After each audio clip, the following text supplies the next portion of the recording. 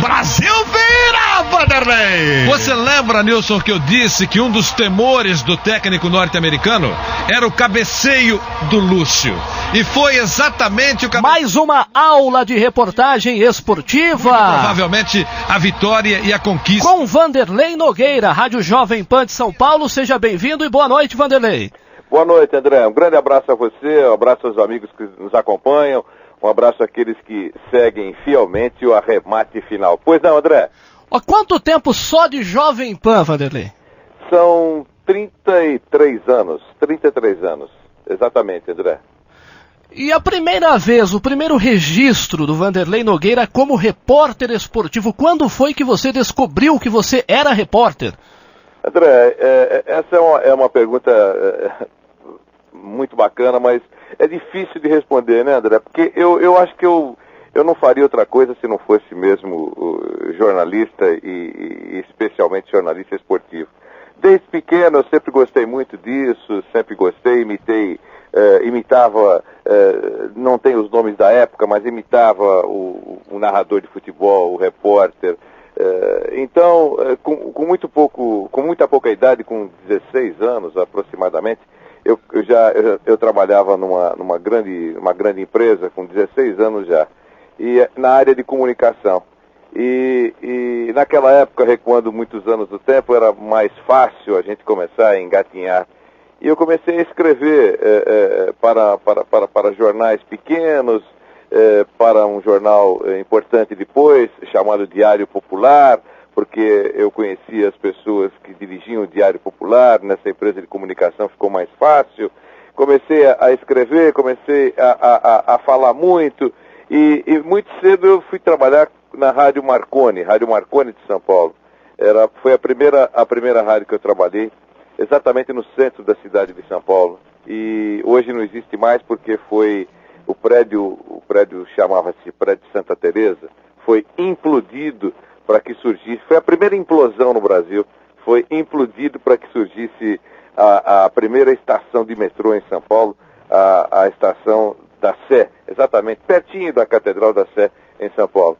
Então foi Rádio Marconi, depois outras rádios pequenas aconteceram na minha vida, e eu fui muito feliz, eu tive muita alegria, trabalhei com pessoas importantes, e comecei a viver emoções. Minha primeira equipe foi Mário Garcia, Romano Neto, Vanini Júnior e Vanderlei Nogueira, que era um garoto que estava quase começando na Rádio Marconi. O Mário Garcia foi um grande narrador da Rádio Tupi de São Paulo. O Romano Neto foi um grande comentarista. Então, eu não enfrentei muitas dificuldades para começar. Depois as coisas foram acontecendo, e felizmente, André, as coisas deram muito certo na minha vida. Nas últimas décadas eu me sinto muito feliz, conheci muita gente, viajei muito, né? Continuo viajando, mas viajei muito. Conheço 5 continentes, conheço dezenas de países, fiz tantas Copas do Mundo desde 1978, todas elas, jogos importantes, decisões, jogos internacionais. Eu fiz tanta coisa que outro dia eu estava dando uma entrevista aqui em São Paulo, numa faculdade, que me convidaram gentilmente para falar algumas coisas sobre a profissão, e aí as coisas foram aparecendo na mente. Eu fui contando, a gente era para falar pouco mais de 1 hora, ficamos lá uma eternidade, mas foi muito bom. Guerra civil, toque de recolher, erupção, terremoto, né? Movimento guerrilheiro na Colômbia. Enfim, foram tantas coisas, André, que nós conseguimos fazer ao longo dessas últimas décadas, não só para o jornal, mas também usando o microfone da Jovem Pan, e que foram coisas que construíram a minha carreira, e eu fico muito feliz quando a gente consegue um tempinho, vai para o arquivo da Jovem Pan e encontra lá viagens pela Itália que saíram de Udine. Saímos de Udine, fomos a Sicília, passamos pelo Vaticano, falamos com o Papa. Quer dizer, são coisas assim incríveis que aconteceram.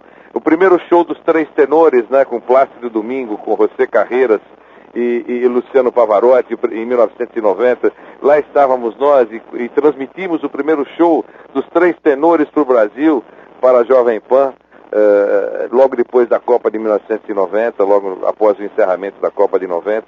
Então foram coisas que... É aquilo que você leva como bagagem, como herança, André. Um repórter, ele pode ser fabricado, preparado ou não adianta? Ele tem que estar no sangue, a reportagem. Olha, André, é óbvio que é possível você construir um profissional. Claro que é possível. Eu não digo que isso não seja possível. Acho até que acontece muito atualmente, né? Mas eu entendo que é importante você ter um certo dom, gostar daquilo que faz, ter jeito para coisa. É aquilo que eu disse logo no início da nossa conversa, né? Eu não me vejo fazendo outra coisa, nunca me vi fazendo outra coisa, né? Embora tenha trabalhado em uma área, mas é uma área próxima, uma área de comunicação, na área de publicidade. Eu trabalhei durante 12 anos no Grupo Silvio Santos, menino ainda, né? Foi, eu diria, o meu primeiro emprego sério, né? 12 anos. Eu trabalhava no horário comercial no Grupo Silvio Santos, nas empresas na área comercial, mas até às 18 horas. Às 18h10 eu começava a trabalhar como jornalista, porque eu atravessava a rua e eu era setorista da Federação Paulista de Futebol, que era pertinho, era a 200 metros do prédio do Grupo Silvio Santos. Então, meu expediente praticamente ele se transformava, eu só tirava gravata, tirava paletó, virava jornalista, ia para a sede da Federação Paulista de Futebol e fiz muitos anos, cobri muitos anos, criamos uma coluna chamada FPF, Pegando Fogo. Fez sucesso em São Paulo, no Diário Popular e no Popular da Tarde. Era uma coluna diária e era efervescente todos os dias, no tempo em que as portas da Federação Paulista eram abertas aos jornalistas. Hoje, André, ficamos à margem, nas calçadas. É impossível ingressar, por exemplo, no prédio da Federação Paulista de Futebol com a liberdade que tínhamos antigamente. Então, foi muito bom isso. E eu acho que dá para você construir, sim, dá para você produzir um bom profissional, aperfeiçoar. Mas eu acho que é importante ter um pouco de sangue disso, né? Eu acho que é isso, André. O que você acha das janelas? Quanto tempo faz que existem as janelas aí em São Paulo? Mas favorece o trabalho do repórter ou atrapalha? Você está dizendo janelas diárias de coberturas de clube, é isso? Isso. Eu acho terrível, né? Acho péssimo. Mas eles dizem que as coisas evoluíram. Durante 12 anos, eu fui também repórter especial da Gazeta Esportiva, edição impressa da Gazeta Esportiva. Do dia 1º de junho de 1980 a 1992. 12 anos, foram mais de 4.000 reportagens e a última capa da Gazeta Esportiva, a última página do jornal Capa, era escrita por mim. Eu brinco muito dizendo que, olha o patamar dos nossos entrevistados. A minha primeira reportagem foi, anote, numa segunda-feira, o entrevistado foi Paulo Roberto Falcão. Na terça, foi o Zico. Na quarta, foi o Tele Santana. Na quinta, foi o Oscar, que foi capitão da seleção brasileira, o zagueiro Oscar. E na sexta-feira, o Enéas, que era um jogador extraordinário, jogador da Portuguesa, e que morreu. Então, veja, hoje, você pode comprar qualquer jornal brasileiro, ouvir qualquer emissora brasileira de rádio ou de televisão, você não tem um time desse numa semana só, segunda, terça, quarta, quinta e sexta, só VIP. E na semana seguinte, esse grau de entrevistados foi se repetindo, né? E não havia tanta dificuldade, a gente cruzava com os profissionais, conversava com os profissionais, entrevistava, né? Era tudo muito, muito simples. E olha, o volume de repórteres era também muito grande naquela época. Aí modernizaram, vieram os assessores de imprensa, alguns são excelentes, outros funcionam como seguranças, né? Eles se autodenominam assessores de imprensa, mas na verdade não passam de seguranças de alguns jogadores. E aí criaram as janelas, os clubes, a imprensa se mobilizou muito pouco, não deu muita importância para isso, e é muito comum, né, você participar de entrevistas coletivas A pergunta que o entrevistado não gostaria que você fizesse, mas o ouvinte está aguardando que você faça aquela pergunta. Eu tenho sido muito feliz porque todas as perguntas que eu faço, por mais incômodas que sejam, apimentadas que sejam, eu procuro fazer com muito respeito, com muita educação, eu não levo nada pelo lado pessoal. Você não é um torturador, né? Tem muita gente que acha que pergunta agressiva ou pergunta grosseira faz sucesso. Eu lembro bem uma entrevista que eu fiz com uma pessoa que todo mundo acha que é muito deselegante, e é mesmo, chamado Eurico Miranda. Eu fazia um programa na TV Record, e na segunda-feira à noite, era um programa de quase 1 hora, era um pergunta e resposta, eu apresentava e o entrevistado respondia. Durante toda a entrevista, o Eurico foi deselegante, né? Comigo foi muito gentil, mas foi deselegante com a cidade de São Paulo. Tipo, olha, estou aqui forçado, as mulheres de São Paulo são feias, eu não gosto da cidade, eu desembarquei de costas para não perder de vista o avião, se pudesse não estaria aqui. Ela esculhambou a cidade o tempo todo, né? E a cidade, o futebol de São Paulo, os paulistas, pro programa estava ótimo, né? Mas até os câmeras queriam brigar com ele, o diretor do programa estava passando um recado para mim pelo ponto, inconformado com a deselegância dele, até que chegamos ao final do programa e eu fui perguntando e ele respondendo, na grande audiência, né? Todo mundo com raiva dele pelas respostas.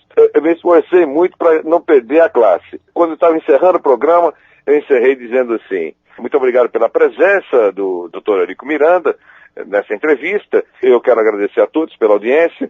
Certamente todos chegaram à conclusão que eu cheguei já há muito tempo. O Dr. Eurico Miranda é absolutamente insuportável. Boa noite. E aí subiu o caractere, ele ficou olhando assustado para mim, né? Cortou o programa, entrou no comercial e segue a programação. Falei, pô, você foi deselegante comigo. Falei, eu? Eu?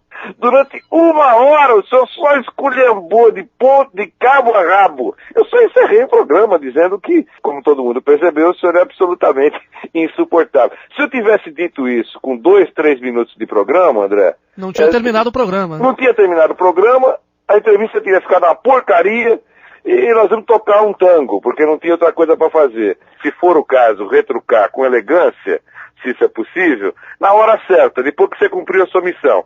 Você cumpriu, você perguntou, respondeu, até logo, boa tarde. A grossura não está sendo com você, André, está sendo com os ouvintes, com os telespectadores, com os leitores. É assim que funciona. Vanderlei Nogueira! Canto direito, uma cacetada meia altura. O goleiro Magrão tinha vários jogadores à frente dele. Quando percebeu, a bola já estava no fundo do gol.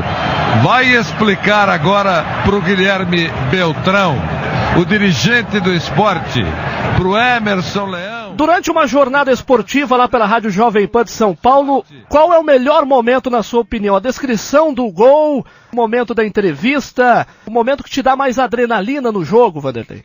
Durante o jogo, né, André? Durante o jogo, porque é improviso puro, isso, né? Todos nós, aqueles que fazem esse tipo de trabalho, tem reflexo apurado, aquilo tudo, nada pode ser preparado, improvisado, as coisas vão acontecendo, é tudo muito rápido, figuração de linguagem que você consegue criar para mostrar o cenário daquilo que está acontecendo. Eu acho que durante o jogo, as entrevistas são pouco, eu diria, esclarecedoras, raros momentos interessantes, mais pelas respostas do que pelas perguntas. As perguntas são muito parecidas e as respostas são praticamente todas iguais. Vanderlei, um repórter também é feito de gafes ou isso é inaceitável? É feito de gafes.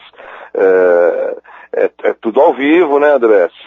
É tudo improviso. O repórter é improviso puro, quase sempre escorrega, você fala tanto. Agora uma deselegância aqui do repórter aqui deste lado, mas a pergunta que a gente não pode fugir, o repórter ele nunca poderá dizer o seu time do coração, Vanderlei? Olha, eu nunca disse mentira, eu sempre disse verdade. Eu disse, olha, eu nasci na Rua Javari. A Rua Javari é onde tem o Clube Atlético Juventus. que ninguém torce pro Juventus. Quando eu falo que eu torço pro Juventus, ninguém acredita. Eu vou de novo responder. Eu nasci na Rua Javari, cresci na Rua Javari, vi aquele gol que todo mundo fala que viu, do Pelé contra o Juventus, que virou até filme. Se todo mundo que viu aquele gol, André, estivesse no estádio do Juventus, nós teríamos mais ou menos 1 milhão de público pagante. Mas eu estava lá, porque eu era vizinho, estava com meu pai lá. Alguns afirmam que eu sou corintiano, outros garantem que eu sou palmeirense, outros têm certeza que eu amo São Paulo. Isso é bom, né? É muito bom. Eu recebo e-mails todos os dias, e você também mostrou todo o seu lado corintiano. Eu olho leio, no dia seguinte recebo um e-mail, olha, tá na cara, né, que você é um palmeirense fanático. E no dia seguinte, olha, Bambi, torcedor do São Paulo, Bambi. Mas eu torço pro Clube Atlético Juventus. Agora, minha casa é democrática. A minha mulher é corintiana, o meu filho é São Paulino e a minha filha é palmeirense. Não me pergunte por quê, mas é exatamente isso, viu, André? Você escalar uma equipe de rádio dos sonhos, a equipe de Vanderlei Nogueira. Tem tantos companheiros que eu trabalhei ao longo desses anos todos. Eu trabalhei 25 anos na Jovem Pan. O locutor era o José Silvério, o comentarista era o Orlando Duarte, o plantão e o apresentador na época era o Milton Neves, o repórter, eu trabalhava de repórter, eu era o principal repórter, outros formaram dupla comigo, grandes repórteres, né? O Cândido Garcia, falecido Cândido Garcia, grande repórter, quem me ajudou muito quando eu cheguei à Jovem Pan, ele era o primeiro repórter da Jovem Pan. Queria, se você me permitir, até fazer uma homenagem pelo tempo que eu trabalhei junto, que foi uma equipe extraordinária. Dificilmente as pessoas vão ficar tanto tempo juntas atualmente, fazer tantos eventos importantes. Os nossos filhos cresceram juntos, né? Os filhos do Silvério e os meus filhos. E além da competência e do grande narrador que o Silvério é. Eu respondo a sua pergunta dessa maneira, dizendo que essa foi uma equipe muito importante, que outras poderão surgir, eu quero ficar vivo por muito tempo, né? E trabalhei e trabalho com profissionais maravilhosos, mas por ser uma geração, por 25 anos, eu responderia dessa maneira. E que atualmente eu trabalho com grandes profissionais, e você sabe disso, né? Na Jovem Pan, com o Flávio Prado, com o Nilson César, com tanta gente boa. E eu fico muito feliz. Tenho sido muito feliz, viu, André? Tem algum outro estilo que você gosta de ouvir, assim, fora do estado de São Paulo, que você já tem o costume de acompanhar? Eu gosto do estilo do sul do país, né? Eu acho muito legal. Gosto também do estilo mineiro. Acho que o estilo do Rio de Janeiro é um estilo, assim, eu diria, não é um estilo muito crítico, eu diria, né? Os companheiros do norte e do nordeste são também muito apaixonados. O rádio cada região é muito regional, né? Tem a sua característica. Por isso que é muito difícil quando você, proprietário de uma rádio do norte, por exemplo, se decidir contratar o mais competente profissional do sul do país, dificilmente ele terá sucesso lá. Não pela incompetência, obviamente, mas pelo estilo, né? Vai ficar mais difícil. Então, com a chegada da rede, as pessoas vão se habituando um pouquinho mais. E assim vai. Depois que chegou a internet, então, aí é uma maravilha, porque o pessoal do mundo inteiro te acompanha. E não precisa mais ter rádio, porque se tiver uma banda larga lá no fundo do Amazonas, alguém pode conectar a transmissão de uma rádio de São Paulo, do Paraná, do Rio Grande do Sul, de onde for. E eu te desejo boa sorte nestas jornadas esportivas da vida. Eu que agradeço a gentileza, André, muito obrigado pela lembrança. Eu queria até me desculpar com você publicamente. Você tem tentado conversar comigo já há algum tempo, mas as agendas não estavam batendo, nem a sua nem a minha, né? Eles inventam jogos sábado à tarde, sábado à noite, sábado na hora do almoço, domingo de manhã. Eles inventam jogos e os mais diversos horários. Tanto você como eu sabemos que as escalas predominam. Então, foi por isso que a gente não conseguia encaixar. Mas eu tive muito prazer de conseguir atender você. Muito obrigado pelo carinho e pela lembrança. Espero que você continue fazendo um grande trabalho. E boa noite também aos ouvintes que nos acompanharam esse tempo todo. Senhoras e senhores, Vanderlei Nogueira. O Corinthians quase toma o segundo. Foi aquela nuvem passageira, rápida, que passa quando...